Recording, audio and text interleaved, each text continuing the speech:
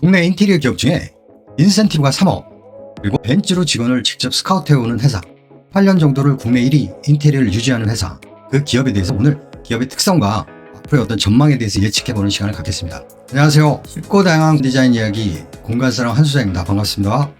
이번 시간에 앞전에 말씀드렸지만 이런 다양한 혜택을 갖고 있는 디자인 회사에 대한 기업 이야기를 여러분한테 들려드리도록 하겠습니다. 인센티브가 3억. 엄청나죠? 저도 놀랐어요. 우리 인테리어 디자인이라는 자체가 아무래도 연봉이 좀 작고, 나름대로 제가 말씀드렸지만 3년, 5년, 7년 정도 이후에는 연봉이 좀 올라가고 막 그런다고 하지만, 파격적인 인센티브 제도를 도입을 해서 굉장히 많은 우수한 인력을 배출을 하고 또 스카우트를 많이 하는 회사라고 보면 될 것 같아요. 인센티브 3억이라고 하면 모든 사람이 사원 받지 못하겠죠. 아시겠지만 340명 정도 지금 직원 수가, 아마 비정규직까지 하면 400명이 넘어갈 것 같아요. 340명 중에 대략 한 10% 정도가, 10%, 한 34명에서 40명 정도가 요 정도 그레이드에서 해당된다고 합니다. 어떤 사람 1억 받는 사람도 많게는 제가 알기로는 5억까지 받았다는 얘기도 있는데, 대신에 이 회사는 좀 기본급이 작아요.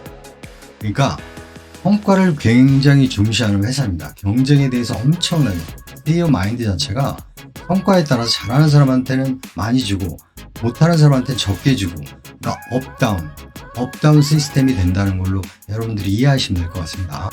두 번째는 벤츠로 직원을 모셔온다. 무슨 얘기일까요?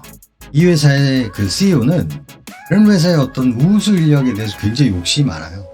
그래서 그 회사에 그 직원이 미팅을 오늘 오기로 했어요. 인터뷰를 오기로 했을 때 직접 벤츠를 가지고 기사한테 그 회사 앞에서 기다렸다가 인터뷰할 사람을 데리고 와라라고 할 정도로 어떤 인력에 대한 소중함, 사람에 대한 소중함을 굉장히 중요하게 생각하는 사람입니다. 그런데 여러분도 아시겠지만, 여러분들이 이런 서비스를 만약 받아본다고 생각해요. 우리가 늘 인터뷰라든가 이런 거 갈 때는 불안함과 저 회사는 어떨까? 뭐 이상한 회사 아니야? 뭐 이렇게 하는데, 인터뷰도 하기 전에 벤츠라는 고급차를 타고 가면서의 어떤 느낌, 그 회사에 대해서 퍼스트 임프레션이라든가 이런 부분들이 굉장히 좋아질 수밖에 없습니다. 저 역시도 한번 이 회사와 미팅도 하고 CEO와 얘기도 했지만, 굉장히 그런 부분에 대해서 돈을 아끼지 않는 회사라고 보면 될 것 같아요. 그래서 잘하는 직원에 대한 서비스, 예를 들어서 우리가 야근을 하고 내일 PT가 있어요. 근데 그런 PT를 하고 내일 거의 밤새서 PT를 하러 가는 직원한테 내일 아침에 갈 때 이 벤츠를 타고 PT장에 가라라고 그 차를 이렇게 제공해 주기도 할 만큼 잘하고 열심히 하는 직원에 대해서는 잘해준다는 이 CEO의 마인드, 저는 이게 중요하다 봐요. 회사마다, 저는 많은 회사를 좀 경험해봤지만 이 CEO, 제 위에 바로 사수가 있고 제 밑에 부사수가 있잖아요. 그런 것도 중요하지만 궁극적으로 이 CEO의 마인드가 과연 앞으로 어떻게 발전해 나가고 이 회사가 더 커지고 내가 예를 들어가 나중에 그런 혜택을 받을 수 있는 그런 어떤 배경이 되는지, 그릇이 되는지를 볼 수 있는 것들이 이 CEO의 마인드라고 생각합니다. 세 번째는 18회. 18년 동안 연속은 아니에요. 18회 한 두 번 했다가 지금 한 12회, 2012년부터는 거의 지금 꾸준히 한 1, 2년은 계속 하고 있는데, 그 전에 두세 번 했으니까 18회를 국내 도급순위 1위를 계속했던 회사예요. 어마어마한 거죠. 아마도 지금 국내 인테리어 회사 중에 이게 기록으로 갖고 있습니다. 기록. 네 번째는 기업 특성을 알아보는, 이 기업 특성.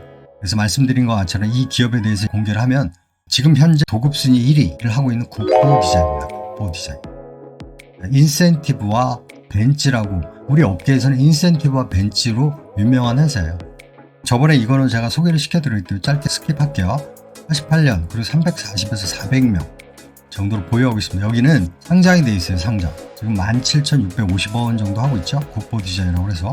국보 디자인의 브랜드는 국보급이 되라. 디자인 인테리어 쪽에 국보급이 되라 해서 국보 디자인이라고 명했다고 합니다. CEO 얼마 전에 이렇게 문탑 수상을 받았어요. 국보 디자인하면 6개 정도의 키워드를 볼 수 있을 겁니다. 삼성, 첫 번째 삼성 일을 많이 했어요.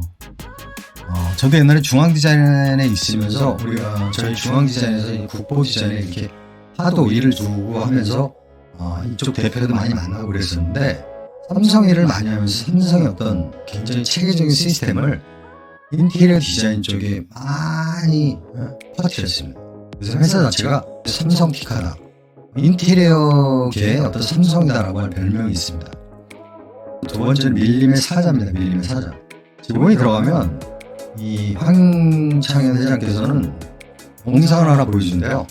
사자가 자기 사자 새끼들을 동떨어지게 떨어뜨려서 거기서 올라오는 애들만 잘해주고, 못 올라오는 애는 뭐 죽던 말던 그 밀림에서의 어떤 힘들잖아요. 그런 것들을 체험할 수 있게끔 하듯이 국보 같은 경우도 이 밀림의 사자처럼 회사의 분위기 자체가 그래요. 초대에도 말씀드리잖아요.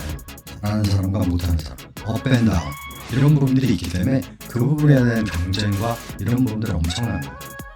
세 번째는 헝그리 정신입니다. 헝그리 정신. 헝그리 정신은 뭘까요? 황 회장님은 이렇게 너무 부자인 사람들이 싫더라고요. 집안이 부자인 애들이 여기 이렇게 오래 붙어 있는 경우가 별로 없어요.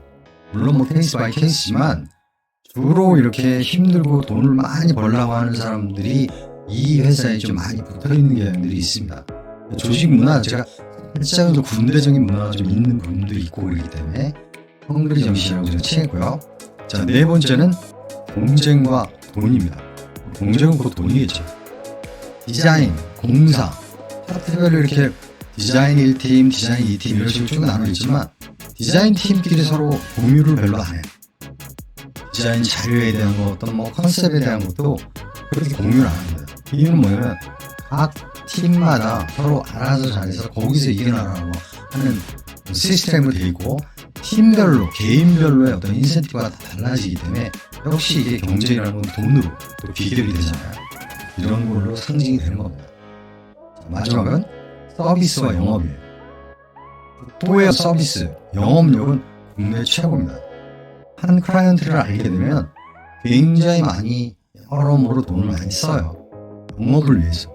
어떤 경우는 마이너스가 나면서도 직접 해서 다음 일을 도모하는 경우도 있고, 이런 부분에 대해서는 굉장히 이 회장님, CEO의 마인드가 중요하다고요. 사실 다른 회사의 어떤 CEO분들도 알면서도 돈이 지금 마이너스가 나는 부분들이 있기 때문에 직접 해주지 못하기 때문에 그것은 그만큼 오랫동안 돈도 많고 어떤 경영적인 안정성이 도모가 되니까 그럴 수 있는 거라고 봅니다. 그래서 지금 이렇게 말씀드리는 5가지 정도가 뭐 CEO의 어떤 큰 키워드라고 보시면 될 것 같아요. 대표적인 작품이 너무나 많은 작품들을 했기 때문에 뭐 말씀드릴 수는 없지만, 그랜드 하얏트 제주도에 있는 카지노를 직접 했고요. 파라나스 호텔, 뭐 현대에서 제네시스를 아예 스마트 오피스부터 시작해서 그 플래그십 스토어를 다 만들었어요. 그걸 국보한테 다 시켜가지고 직접 진행을 경우입니다.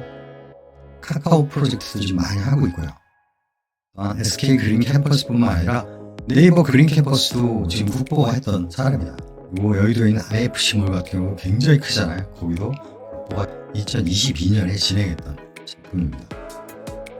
강남역에 있는 나이키점 플래그십 스토어 같은 경우도 굉장히 잘해놨는데, 물론 이거는 뭐 설계는 미국에서 하고 한국에서 이렇게 같이 콜라보 형태로 하게 되는데, 여기도 지금 국보가 진행을 했던 겁니다.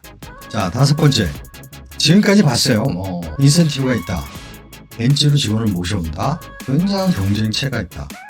그렇지만 앞으로의 어떤 전망은 어떨까, 그거에 대해서 좀 분석을 해봤습니다. 자, 첫 번째는 나쁜 점부터 좀 말씀드릴게요. 조금 안 좋은 뉴스. 현재 1세대와 2세대가 공동 경영 중에 있습니다.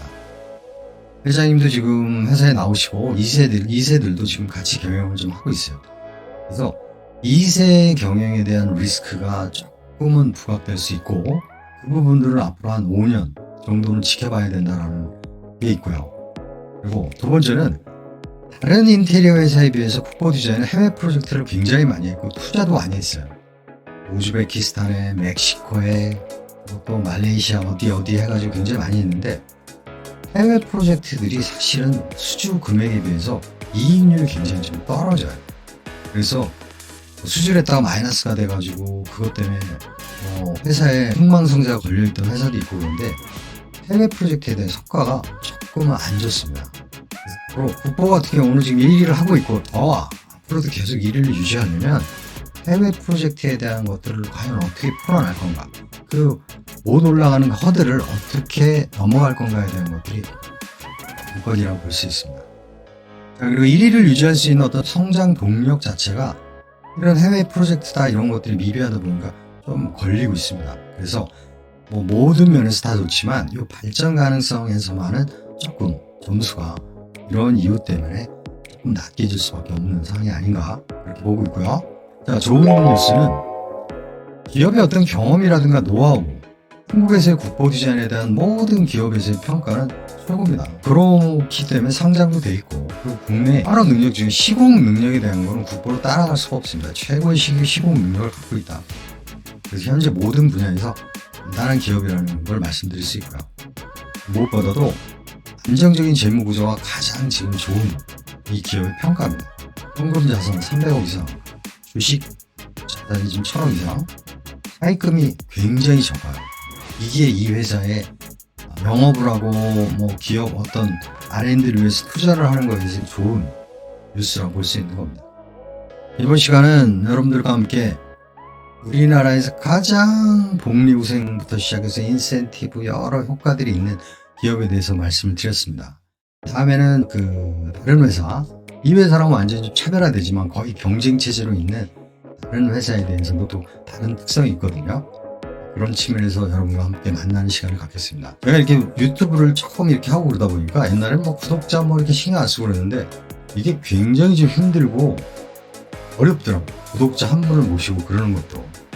그래서 저도 이제 같이 이런 프로그램들을 더 만들고 여러분들 의견 따라가지고 앞으로도 더 좋은 영상을 만들 계획이기 때문에 구독, 좋아요 같은 거 좀 많이 눌러주시면 많이 도움이 될 것 같아요. 오늘도 여러분들 너무 고생 많으셨습니다. 감사합니다.